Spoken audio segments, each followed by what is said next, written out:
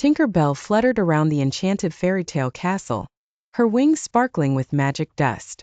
This morning she was once again up to her usual mischief, sneaking into the massive library to borrow a book on mystical spells.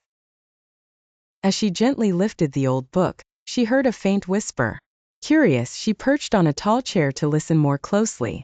"Tinker Bell, is that you?" A small voice called from a hidden compartment in the wall.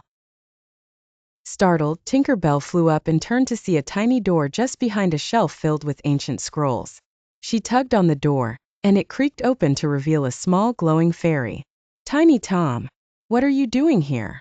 Tinker Bell exclaimed.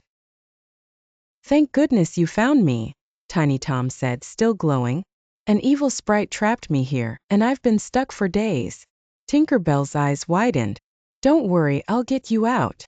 She flittered around, searching for something that could help. "There has to be a key or a spell," she muttered to herself. As she rummaged through the old library, she found a golden feather inside another book. The feather seemed to hum with magical energy. She returned quickly and showed it to Tiny Tom. "I've read about this," Tiny Tom said excitedly. "It's the feather of freedom. Just touch the door with it." With no time to lose, Tinker Bell carefully placed the feather against the tiny door. It shook, sparkled, and then burst open with a bright flash. Tiny Tom flew out, his wings buzzing with excitement. "Thank you, Tinker Bell. You saved me," he cheered. "Oh, it was nothing," Tinker Bell said modestly. "But we should hurry. The evil sprite might come back any moment." Together, they zoomed through the castle corridors.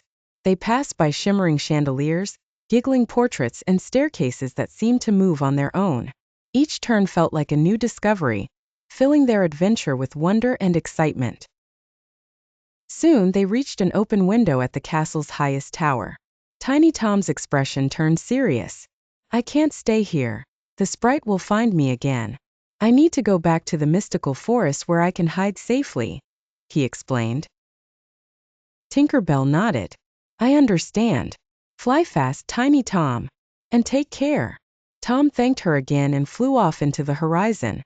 Tinker Bell watched him go, feeling proud but also a little sad. Just as she was about to turn back, she heard the unmistakable cackle of the evil sprite echoing through the castle. "You've set him free, but now you'll have to deal with me," the sprite hissed, shooting out of the shadows. Tinker Bell stuck out her tiny chest. "I'm not afraid of you," she declared. Quick as a flash, she darted around the room, creating dazzling patterns with her magic dust. The sprite, baffled by the bright lights, couldn't keep up. Finally, Tinker Bell managed to trap the sprite inside a large, enchanted bottle she had found in the library earlier.